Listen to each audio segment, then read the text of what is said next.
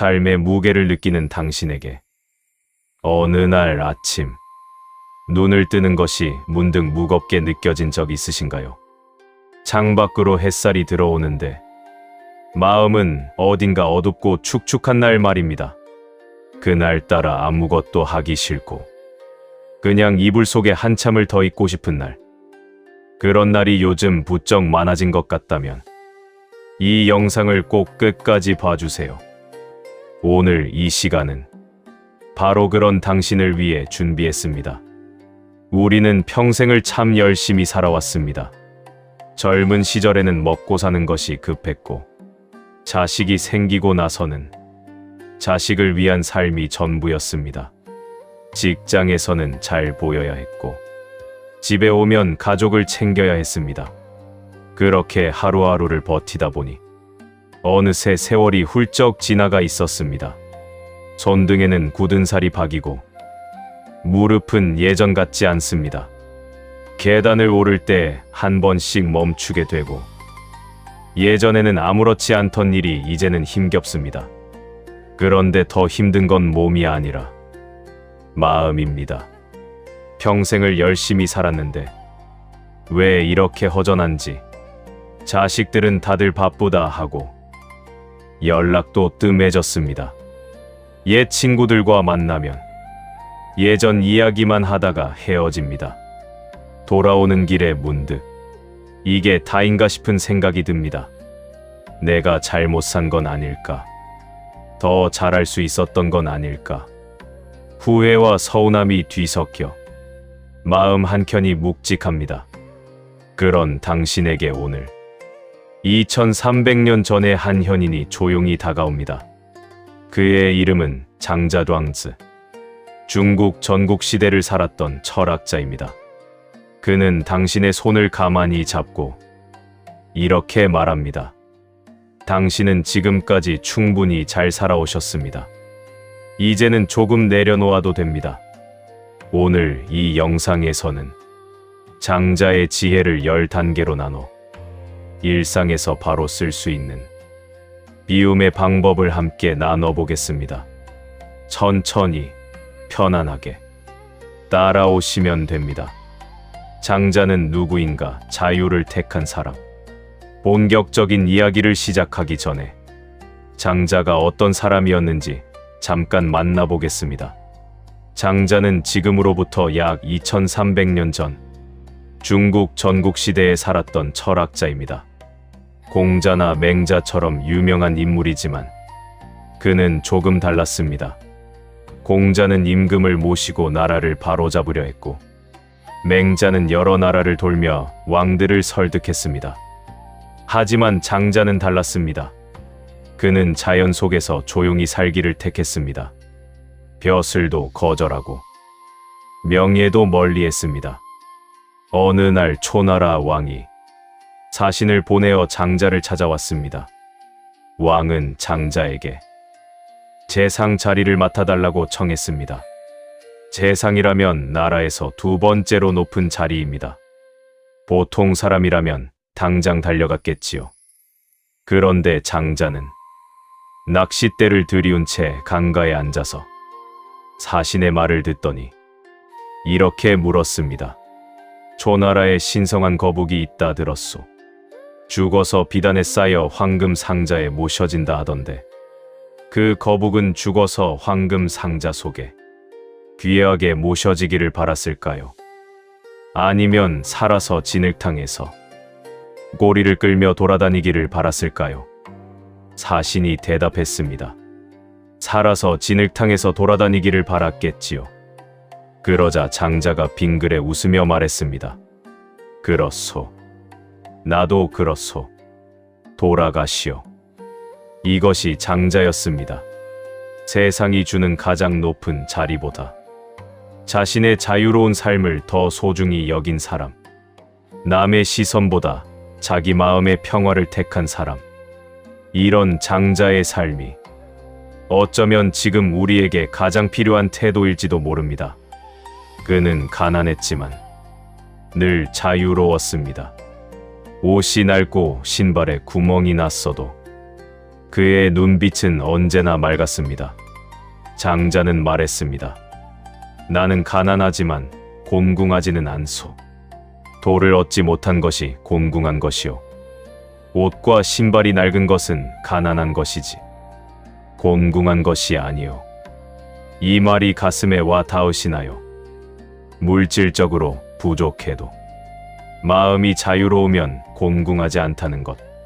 지금 우리가 느끼는 허전함은 물질의 부족이 아닐지도 모릅니다. 마음의 자유를 잃어버렸기 때문일 수 있습니다. 장자가 그 자유를 찾는 길을 알려줍니다. 첫 번째, 비운 마음을 비워야 빛이 들어옵니다. 장자 사상의 핵심은 비움쉬입니다. 비움이라고 하면 뭔가 다 포기하는 것처럼 들릴 수 있습니다. 하지만 장자가 말하는 비움은 포기가 아닙니다. 내려놓음입니다. 장자는 이렇게 말했습니다. 방이 비어 있어야 빛이 들어옵니다. 그릇이 비어 있어야 음식을 담을 수 있습니다. 바퀴살이 빈 공간을 감싸야 수레바퀴가 굴러갑니다. 그릇이 빈 공간을 담고 있어야 물을 담을 수 있습니다. 이처럼 비어 있음이 오히려 쓸모 있음이 됩니다. 생각해 보시면 알 수 있습니다. 꽉 찬 그릇에는 아무것도 더 담을 수 없습니다. 막혀 있는 방에는 바람도 빛도 들어오지 않습니다. 우리 마음도 똑같습니다.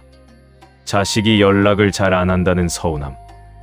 예전에 그렇게 하지 않았더라면 하는 후회. 내 건강이 더 나빠지지 않을까 하는 걱정. 저 사람보다 내가 못 살고 있는 것 같은 비교심. 이런 것들로 마음이 빈틈없이 차 있으면 지금 이 순간에 소중한 것들이 들어올 자리가 없습니다. 창밖에 핀 봄꽃의 아름다움도, 갓 끓인 된장국의 구수한 향기도, 손주가 까르르 웃으며 달려오는 순간도, 오랜만에 걸려온 자식의 전화도, 마음이 꽉 차 있으면 이 모든 것이 스쳐 지나갑니다. 온전히 느낄 수가 없습니다. 당신이 잘못 살아서 힘든 게 아닙니다. 너무 많이 담고 있어서 무거운 것뿐입니다. 그러니 오늘 한 가지만 해보세요. 지금 마음속에서 가장 무겁게 짓누르는 것. 딱 하나만 꺼내어 봅니다. 그게 자식에 대한 걱정이든 지난날의 후회이든 상관없습니다. 그것을 꺼내어 잠깐 내려다봅니다. 그리고 혼자 조용히 말해봅니다. 나는 지금 이것을 잠깐 내려놓겠습니다. 영영 버리는 게 아니라 잠깐 내려놓는 겁니다. 그 빈 자리에 지금 이 순간이 들어올 수 있도록 오늘 해가 지기 전에 딱 한 번만 해보시기 바랍니다. 두 번째, 비움 쓸모없음의 쓸모 무용지용. 살다 보면 이런 말을 하게 됩니다. 이제 내가 뭘 더 할 수 있겠어. 다들 바쁜데 내가 짐만 되는 건 아닐까. 예전처럼 돈도 못 벌고 몸도 예전 같지 않으니 세상은 늘 쓸모 있는 것을 좋아합니다. 돈을 벌어와야 하고 무언가를 생산해야 하고 끊임없이 성과를 내야 가치 있는 사람 취급을 받습니다. 나이가 들수록 이런 세상의 기준이 가슴에 더 무겁게 얹힙니다. 그런데 장자는 전혀 다른 이야기를 합니다. 어느 날 장자가 제자들과 함께 산길을 걷고 있었습니다. 그때 벌목꾼들이 커다란 나무들을 도끼로 찍어 쓰러뜨리고 있었습니다. 그런데 유독 한 나무에만 아무도 손을 대지 않았습니다. 가지가 뒤틀리고 속이 군데군데 비어있는 커다란 상수리 나무였습니다. 제자가 물었습니다. 스승님, 저 나무는 왜 베지 않는 건가요? 장자가 대답했습니다. 저 나무는 쓸모가 없기 때문이요. 배를 만들기에는 물에 가라앉고 관을 만들기에는 금세 썩고 기둥으로 쓰기에는 벌레가 파먹으니 아무도 저 나무를 건드리지 않는 것이요. 그래서 저렇게 오래 살 수 있었던 것이요. 그날 밤 장자의 꿈에 그 상수리 나무가 나타났습니다. 나무가 말했습니다. 나는 오랫동안 쓸모없는 나무로 살아왔소. 하지만 그 덕분에 이렇게 오래 살았소. 쓸모 있는 나무들은 모두 베어져 누군가의 집이 되고 배가 되었지. 하지만 나는 아직도 이 자리에서 수많은 이들에게 그늘을 내어주고 있소. 새들에게 보금자리를 주고 지나는 나그네에게 쉴 곳을 주고 있소. 이것이 바로 장자가 말하는 무용지용 우용질용입니다. 쓸모없어 보이는 것에 진정한 쓸모. 당신이 지금 몸이 예전 같지 않아도, 당신이 지금 돈을 벌지 못해도, 당신이 지금 바쁘게 움직이지 못해도 그저 그 자리에 있는 것만으로 당신은 이미 충분합니다. 자식이 힘들 때 전화 한 통 할 수 있는 사람, 명절에 돌아올 수 있는 따뜻한 자리, 생각날 때 언제든 달려갈 수 있는 그리운 얼굴. 이것이 얼마나 크고 소중한 쓸모인지 어쩌면 당신 자신만 모르고 계신 것일지도 모릅니다. 오늘부터 스스로에게 이렇게 말해보세요. 나는 그냥 이 자리에 있는 것만으로 충분합니다. 나는 아직 충분히 쓸모 있는 나무입니다. 세 번째 비움 나비의 꿈. 나는 진정 누구인가? 장자의 이야기 중에 가장 많은 사람들의 마음을 울린 이야기가 있습니다. 바로 호전몽 호디에몽 나비의 꿈 이야기입니다. 장자는 어느 날 밤 꿈을 꾸었습니다. 꿈 속에서 그는 나비가 되어 있었습니다. 꽃밭을 훨훨 날아다니며 꽃에서 꽃으로 자유롭게 옮겨 다녔습니다. 그 순간 그는 완전히 나비였습니다. 장자라는 사람인 줄 전혀 몰랐습니다. 그냥 나비로서 바람을 타고 날았습니다. 그런데 잠에서 깨어보니 다시 사람 장자가 되어 있었습니다. 그때 장자는 한동안 멍하니 앉아 있다가 혼자 중얼거렸습니다. 나는 지금 꿈에서 나비가 된 것인가? 아니면 나비가 지금 사람 장자가 된 꿈을 꾸고 있는 것인가? 이 이야기는 단순한 수수께끼가 아닙니다. 장자는 우리에게 묻고 있는 겁니다. 당신은 지금 진정 자신으로 살고 있는가?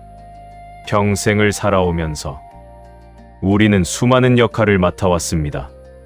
누군가의 자식으로, 누군가의 배우자로, 누군가의 부모로, 누군가의 직원으로 그 역할들을 충실히 해내느라 정작 진짜 나는 무엇을 원하는지, 무엇을 좋아하는지, 무엇을 할 때 행복한지 한 번도 제대로 물어보지 못했는지도 모릅니다. 장자는 말합니다. 나비였을 때의 나도 나이고 사람일 때의 나도 나입니다. 어느 쪽이 꿈이고 어느 쪽이 현실인지가 중요한 게 아닙니다. 지금 이 순간 내가 진심으로 느끼고 있는가? 지금 이 삶이 진정 나의 삶인가? 그것이 중요합니다. 지금이 바로 그 질문을 할 수 있는 때입니다. 자식도 이미 다 컸고 직장의 무게도 조금은 가벼워진 지금 처음으로 나 자신에게 물어볼 수 있습니다. 나는 무엇을 좋아하는가? 나는 어떤 하루를 원하는가? 조용히 혼자 앉아 책을 읽는 것인지, 텃밭에서 흙을 만지는 것인지, 오래된 노래를 틀어놓고 천천히 걷는 것인지, 무엇이든 좋습니다. 남이 좋다는 것이 아니라 내가 진심으로 좋아하는 것을 한 가지만 찾아보세요. 그것이 나비처럼 나는 당신만의 자유로운 시간입니다. 네 번째 비움 억지로 하지 않는 삶 무의자연. 장자 사상의 또 다른 핵심은 무의자연 무웨이즈란입니다. 무의란 아무것도 하지 않는다는 뜻이 아닙니다. 억지로 하지 않는다. 자연의 흐름을 거스르지 않는다는 뜻입니다. 물을 생각해 보시면 이해가 쉽습니다. 물은 억지로 흐르지 않습니다. 바위를 만나면 맞서 싸우지 않습니다. 그냥 부드럽게 돌아갑니다. 낮은 곳이 있으면 채웁니다. 좁은 틈이 있으면 비집고 들어갑니다. 막힌 곳에서는 잠시 고이다가 새 길을 찾아 다시 흘러갑니다. 그러면서도 물은 세상에서 가장 부드럽지만 오랜 시간이 지나면 가장 단단한 바위도 뚫어냅니다. 이것이 무의자연입니다. 억지로 밀어붙이지 않고 자연스러운 흐름을 따라가는 것. 우리는 살면서 얼마나 많은 것을 억지로 해왔는지 모릅니다. 싫은 소리를 들어도 참아야 했고 하기 싫은 일도 해내야 했습니다. 그 억지가 때로는 가족을 위한 사랑이었고 때로는 어쩔 수 없는 현실이었습니다. 그런데 이제는 좀 달라도 됩니다. 자식과의 관계에서도 마찬가지입니다. 자식이 내 뜻대로 살지 않는다고 억지로 방향을 바꾸려 하면 어떻게 될까요? 물을 억지로 다른 방향으로 틀면 물은 범람하거나 엉뚱한 곳으로 새어버립니다. 자식은 자식의 강을 따라 흘러가야 하고 당신은 당신의 강을 따라 흘러가야 합니다. 두 강이 나란히 흐르다가 가끔 만나고 헤어지는 것. 그것이 자연스러운 관계입니다. 건강을 챙기는 것도 마찬가지입니다. 억지로 운동해야 한다고 스트레스 받기보다는 몸이 원하는 것에 귀를 기울여 보세요. 오늘 몸이 산책을 원하는 것 같으면 나가고 쉬고 싶다면 쉬어도 됩니다. 억지로 하지 않을 때 오히려 더 오래, 더 건강하게 이어갑니다. 오늘 딱 한 가지만 해보세요. 내가 지금 이걸 억지로 하고 있는 건 아닐까? 내가 진심으로 원하는 건 무엇일까? 잠깐 멈추고 자신에게 물어봅니다. 그 답이 오늘의 행동을 이끌어 주게 됩니다. 5번째, 비움 비교에서 벗어나는 법. 살다 보면 남과 비교하게 됩니다. 옆집 아무개는 자식이 서울에서 잘 산다더라. 저분은 연금을 저렇게나 받는다더라. 나는 왜 이것밖에 안 될까? 나는 왜 저렇게 못 살까? 비교는 사람을 끊임없이 작아지게 만듭니다. 아무리 가진 것이 많아도 더 많이 가진 사람을 보면 부족해 보이고 아무리 잘 살아도 더 잘 사는 사람을 보면 초라해집니다. 그래서 장자는 이렇게 말했습니다. 아침에 피었다. 저녁에 지는 버섯은 봄과 가을이 무엇인지 알지 못합니다. 여름 한철만 사는 매미는 긴 겨울이 무엇인지 알지 못합니다. 각자에게 주어진 시간과 삶의 크기가 다르기 때문입니다. 버섯이 오크나무와 자신을 비교하는 것은 애초에 기준이 다른 일입니다. 우리도 마찬가지입니다. 사람마다 살아온 길이 다르고 가진 것이 다르고 처한 상황이 다릅니다. 그 사람의 기준으로 나를 재는 것은 버섯이 오크나무와 자신을 비교하는 것만큼 무의미한 일입니다. 장자는 또 이런 말을 했습니다. 큰 세붕이 북쪽 바다에서 남쪽 바다로 9만 리 하늘을 날아갑니다. 그것을 본 작은 참새가 비웃으며 말했습니다. 저 새는 왜 저렇게 높이 날아야 하는 거지? 나는 나무에서 나무로만 날아도 충분한데 참새는 붕새를 이해하지 못하고 붕새는 참새의 짧은 비행에 개의치 않습니다. 각자의 삶은 각자의 크기와 속도가 있습니다. 당신의 삶도 그렇습니다. 남의 자식과 내 자식을 비교하지 마세요. 남의 집과 내 집을 비교하지 마세요. 당신에게는 당신만의 길이 있고 당신만이 맺을 수 있는 열매가 있습니다. 비교를 내려놓을 때 비로소 지금 내 삶의 소중함이 보입니다. 오늘부터 이렇게 해보세요. 누군가와 비교하는 생각이 떠오를 때마다 잠깐 멈추고 이렇게 말합니다. 저 사람은 저 사람의 삶이 있고 나는 나의 삶이 있습니다. 그 한마디가 비교에 덧해서 조금씩 당신을 자유롭게 해줍니다. 6번째, 비움 좌망 앉아서 있는 수액. 장자에는 좌망조왕이라는 개념이 나옵니다. 앉아서 있는다는 뜻입니다. 공자의 제자 아내가 스승을 찾아와 이렇게 말했습니다. 스승님, 저는 이제 좌망을 할 수 있게 되었습니다. 공자가 놀라며 물었습니다.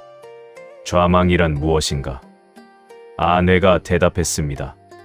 몸도 있고 총명함도 있고 형체를 떠나 모든 암도 버리고 큰 흐름과 하나가 되었습니다. 이것이 좌망입니다. 거창하게 들릴 수 있지만 사실 우리는 이미 이것을 경험한 적이 있습니다. 이른 아침 공원 벤치에 앉아 새 소리를 듣고 있을 때 그 순간만큼은 걱정도 없고 어제의 일도 생각나지 않고 그냥 지금 이 순간의 새 소리만 있었던 기억.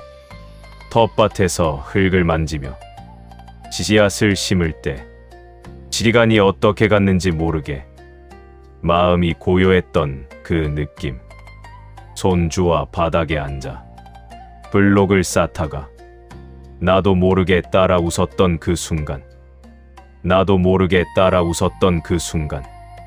그것이 바로 좌망입니다. 나를 잊고 지금 이 순간 속으로 완전히 들어가는 것. 걱정도 후회도 비교도 없이 그냥 지금 여기에 있는 것. 이것이 장자가 말하는 마음의 평화입니다. 거창한 수행이 필요하지 않습니다. 하루에 딱 한 번이라도 완전히 지금 이 순간 속으로 들어가는 시간을 가져보세요. 밥을 먹을 때 이 밥의 맛에만 집중하거나 산책을 할 때 발바닥이 땅에 닿는 느낌에만 집중하거나 하늘을 올려다보며 구름이 흘러가는 것을 그냥 바라보거나 딱 5분이라도 됩니다. 그 5분이 쌓이면 하루가 달라지고 하루가 달라지면 삶이 달라집니다. 실천편 오늘 하루 비움을 사는 법. 지금까지 장자의 6가지 비움의 지혜를 함께 나눠보았습니다. 이것을 어떻게 일상에서 살아낼 수 있을까요? 오늘부터 바로 쓸 수 있는 구체적인 방법들을 말씀드리겠습니다. 첫 번째, 아침을 비움으로 시작하세요. 눈을 뜨면 곧바로 핸드폰을 보지 마세요. 처음 5분만이라도 그냥 눈을 뜨고 천장을 바라봅니다. 오늘의 날씨를 느끼고 몸이 어떤지 살펴봅니다. 오늘 무엇을 해야 한다는 생각이 아니라 오늘 어떤 좋은 일이 있을까 하는 기대로 하루를 시작합니다. 두 번째, 밥 한 끼만큼은 온전히 먹으세요. TV를 끄고 핸드폰을 내려놓고 이 밥이 어디서 왔는지 생각하며 먹습니다. 이 된장찌개를 끓이기 위해 된장은 어디서 왔고 채소는 어느 밭에서 자랐는지 한 숟갈 한 숟갈을 천천히 먹으면 이 평범한 밥 한 끼가 얼마나 소중한지 느껴집니다. 세 번째, 걸을 때 목적지를 잊으세요. 마트에 가거나 공원을 걸을 때 잠깐은 목적지를 잊어보세요. 오늘 길가에서 처음 보는 꽃이 있나요? 하늘에 어떤 모양의 구름이 지나가고 있나요? 지나치는 사람 중에 유달리 씩씩하게 걷는 어르신이 있진 않나요? 이런 작은 발견들이 하루를 훨씬 풍요롭게 해줍니다. 네 번째, 자식에게 전화할 때 기대를 낮추세요. 자식이 바쁜 건 사실입니다. 그 바쁨을 이해하면 전화가 편해집니다. 잘 지내지라는 짧은 한마디로도 충분합니다. 자식의 목소리를 듣는 것만으로도 당신의 하루가 좋아질 수 있습니다. 다섯 번째, 잠들기 전 오늘을 감사하세요.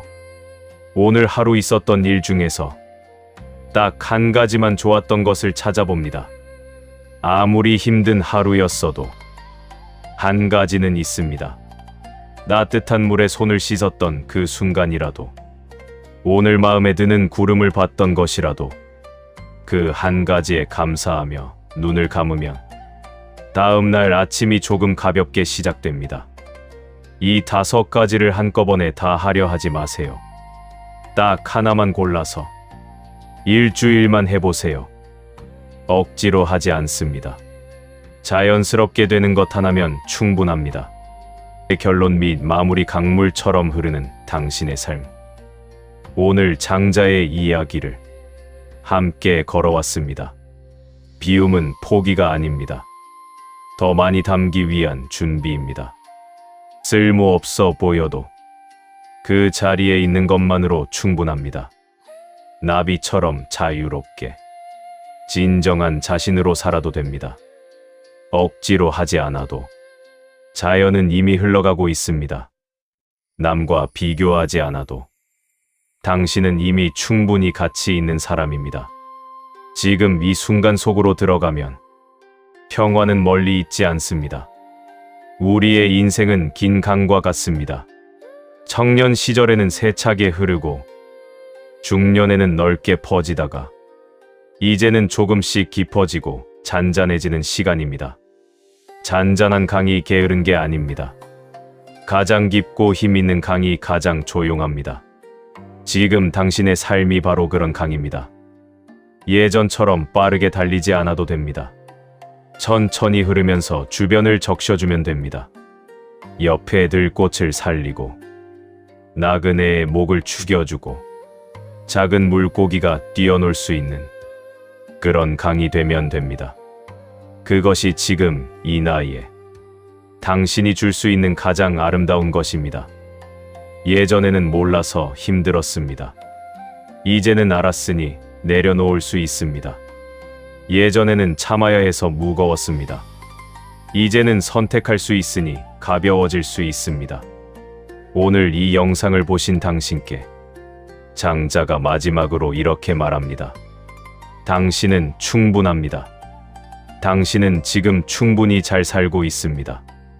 그 비어있는 자리에 오늘의 햇살이 들어오기를 바랍니다. 내일의 바람이 지나가기를 바랍니다. 그리고 당신만의 작고 소중한 기쁨들이 하나씩 피어나기를 진심으로 바랍니다. 오늘 영상이 조금이나마 위안이 되셨나요? 장자의 지혜처럼 이 채널도 억지로 크려 하지 않습니다. 필요한 분들께 조용히 스며드는 채널이 되고 싶습니다. 오늘 이야기가 마음에 닿으셨다면 좋아요 한번 눌러주세요. 그 작은 한 번이 이런 영상을 더 많은 분께 전할 수 있게 해줍니다. 아직 구독하지 않으신 분들께는 구독도 부탁드립니다. 구독은 무료이고 언제든지 취소하실 수 있습니다. 새 영상이 올라오면 알림으로 먼저 알려드립니다. 그리고 댓글로 여러분의 이야기를 들려주세요. 지금 이 순간 당신의 마음속에 가장 무겁게 있는 것이 무엇인가요? 비워내고 싶은 것, 내려놓고 싶은 것이 있다면 댓글에 편하게 써주세요. 여러분의 이야기를 읽으며 다음 영상을 더 좋게 만들어 가겠습니다. 그리고 그 댓글이 누군가에게 큰 위로가 될 수도 있습니다. 우리는 혼자가 아닙니다. 비슷한 마음으로 오늘을 살아가는 분들이 이 화면 너머에 참 많이 계십니다. 내일은 조금 더 가까운 이야기로 찾아옵니다. 자식과 전화. 어떻게 하고 계신가요? 전화를 끊고 나면 왠지 서운하고 말하고 싶었던 것은 다 못한 것 같고 괜히 잔소리만 늘어놓은 것 같아 후회될 때가 있지 않으신가요? 아니면 반대로 자식이 바빠서 금방 끊으려 할 때 뭔가 더 하고 싶은 말이 있는데 그냥 그래 알았어 로 끝내버린 적은 없으신가요? 내일 영상에서는 자식과 기분 좋게 전화하는 법을 실제로 바로 쓸 수 있는 구체적인 방법으로 알려드리겠습니다. 그 전에 한 가지만 여쭤봐도 될까요? 자식과 전화할 때 가장 어렵거나 불편한 순간이 언제인가요? 아래 댓글에 솔직하게 남겨주세요. 여러분의 이야기를 담아 내일 영상을 만들겠습니다. 실제 분들의 이야기가 담긴 영상이 훨씬 더 도움이 됩니다. 내일도 이 시간에 찾아오겠습니다. 오늘도 따뜻하고 편안한 하루 보내세요. 감사합니다.